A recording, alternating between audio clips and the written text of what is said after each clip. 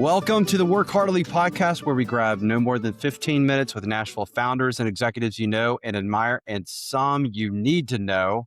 And we ask them one big question. I'm your host, Jonathan Barnes, coming to you live from the Work Heartily headquarters here in Brentwood, Tennessee, where we help Nashville area businesses win through embedded leadership and fractional executives. Today, we're hanging out with Wayne Easterwood, who is a fractional chief information officer and what I've dubbed the people processes technology whisperer. Oh, that's Wayne, good. and I'm very glad you're here. Let us jump in.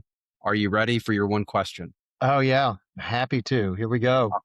What operational change saved you the most time or money? Yeah. So this one's good. I say it's PMO power. Oh, PMO okay. power. So really, PMO power. Got it. the power of very basic, simple project management tools. I'm not going to say it changed my life. It changed how we got things done. Yeah. And I mean, really simple protocols, simple tools that are very powerful. They create one story. They memorialize decisions, and they prevent project amnesia or business amnesia. What do you Because mean by business amnesia? well, we talked about all of this and this is what we're going to do. And then sometime later, it seems everybody forgot that. Oh, Hmm. we were going to do more. Oh, we weren't going to do all that. You said you were going. It's all the amnesia from the previous conversations where we set things in motion. But simple project management tools help you prevent that amnesia because you can go back and say, here's what we said we're going to do. Here's what we said we're not going to do. And there's So three simple. Go ahead. Yeah, go ahead. I Ask. was going to say, so you said it didn't change your life, but it saved you time Uh, and money. and relationships with Yeah. the other leaders. It set common language. It set common frameworks, expectations. I mean, Mm. things that, and we had a cadence of how we went about doing it. It was all familiar.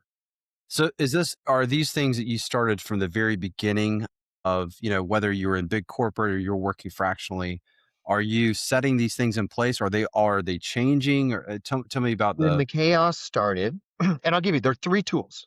There are okay. three tools that I'll give you: project list, project charter, and a project portfolio review. Okay. And actually doing them in the opposite sequence of the way I listed them is the way to start. So Okay. portfolio first is what you're saying? Portfolio review first.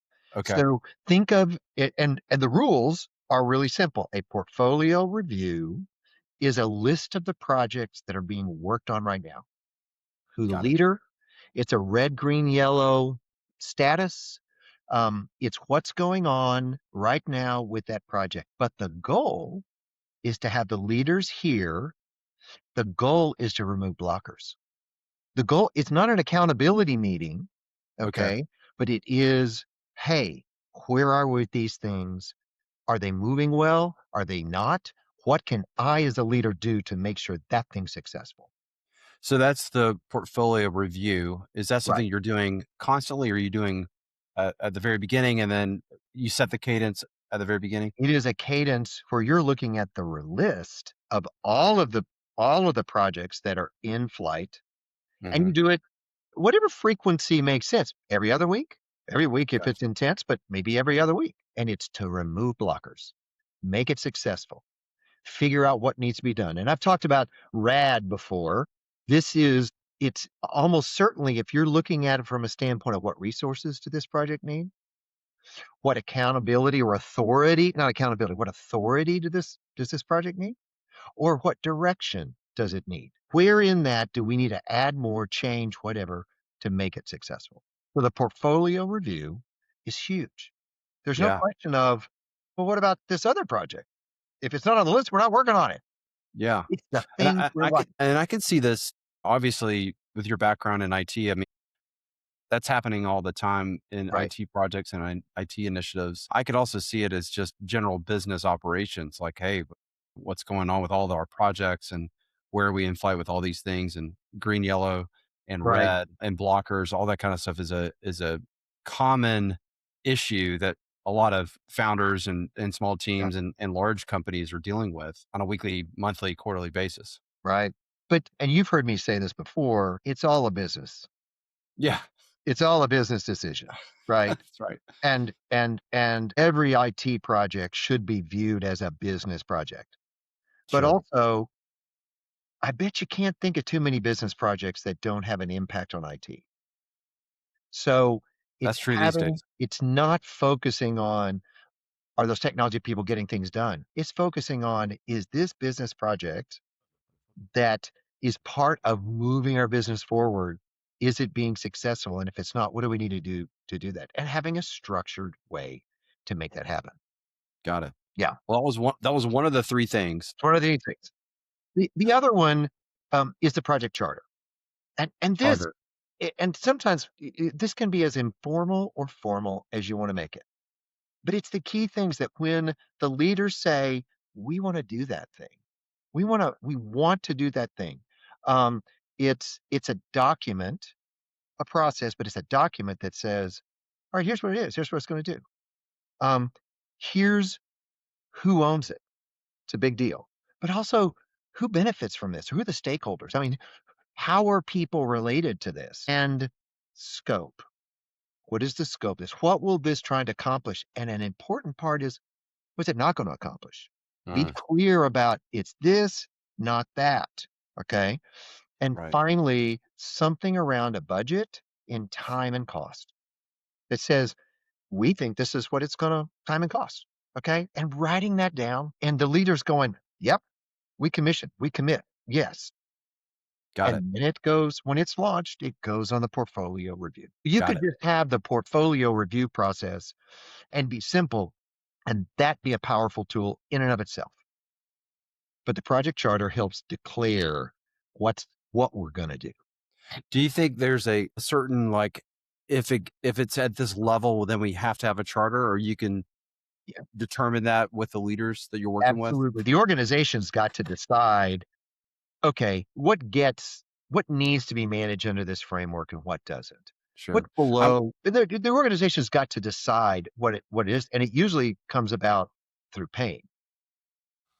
We Right. weren't watching that. It didn't have an owner. That's like multifaceted. It touches lots of departments, lots of groups, lots of leaders. Oh, we need a little more coordination. So usually it's through pain, you decide, yeah, we're going to follow that process.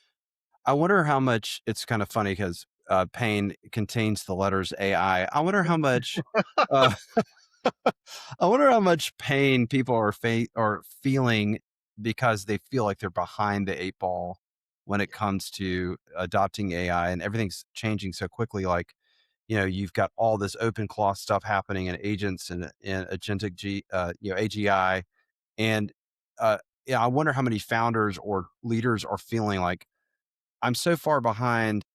I don't know what to do, even with the things I have going on right now. What about this other stuff that's in the future? What's your advice when people are talking to you about this in this framework, in this the project charter framework or the portfolio review?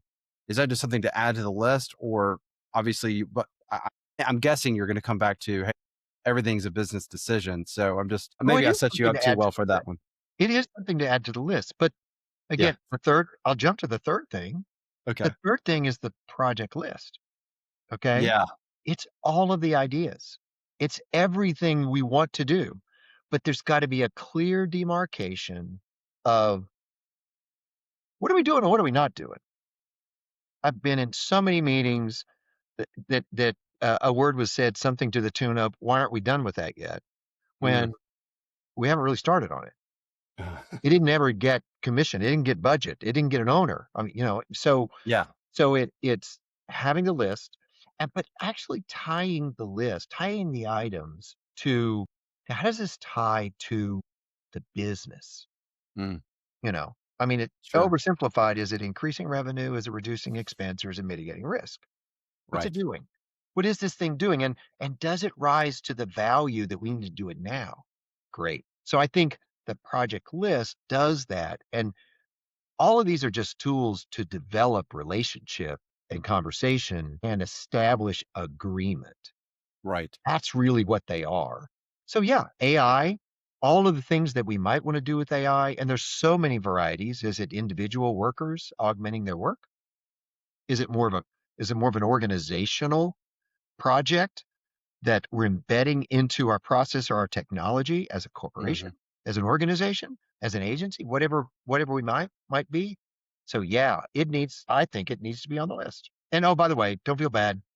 We all feel like we're behind. It just feels like there's so many advances happening just daily. And these bots are working 20, and so I'm sure, and I've talked to a lot of founders that are like, man, I feel like I'm so far behind, and I wish I had all the time in the world to figure this out. And Yeah. probably AI is going to figure it out before we all figure it out. Then we'll just kind of say, what do you think we should do? And then they'll already done it. Uh, the oversimplification, I think, is really good to understand. I know that you said it's simple tools and it feels very simple. I think clarity and simplistic frameworks are probably the hardest thing to do as a business leader, and Yeah. especially as it relates to technology. I could speak from personal experience just being a founder. Like, there's so many options out there, and you've got a lot of vendors and people coming at you and saying, you need to do this, this, this, and this. And pretty much, if you don't do it, then you're way behind. And it feels overwhelming as a leader, either a leader inside a company or just a solopreneur or something like that, and everywhere in between. Um, the question that we asked, the first question, and as we wrap up, it saved you the most time or money? Yeah. And I'd love to hear just one example of where you feel like it saved you time or money putting these things in place. Yeah. It created a common language, and it created a common cadence for when conversations would happen. I'd had an operation executive and a marketing executive and the finance executive, and I was having individual conversations with them about all the same things. And if you think about what it takes to move things forward, getting them in the same room, okay, having a rule that says we're not going to gang tackle this. Okay. Yeah. There's an owner. We're moving it forward. We need to know what's it going to take to make it successful. So standardizing it made those conversations more efficient and won And them over as this is the way we're going to get things done. yeah, it's funny. I have a friend of mine that when he has a bunch of people in one meeting, he calls it an 8-legged meeting or a 6-legged meeting or whatever. Depends on how many people are in there. And he's like, this is an expensive meeting, so we need to move things forward. I think having those frameworks in place, move those along so that it's not a waste of time. It's Right. efficient and it's driving everybody towards that clarity Yeah. of what they need to work on. It also gives you a way to empower and to grow people, grow Mm. them into leadership. You have a contained area, a contained expectation, and you can grow them and they'll learn to be leaders. They'll learn and they've got some guardrails. And again, they don't have to fear that the CFO is going to come into their office and yell at them about this or that. Those conversations happen in a different place. It's great. Wayne, thank you. Hey guys, thanks for spending time with us on the Work Hardly podcast. If you enjoyed this conversation, please subscribe. Please share it with other founders or leaders, friends, and you can also visit workheartily.com to learn how embedded fractional leadership can help your business grow. And we will see you next time. Great. Thank you, Jonathan. Thank you.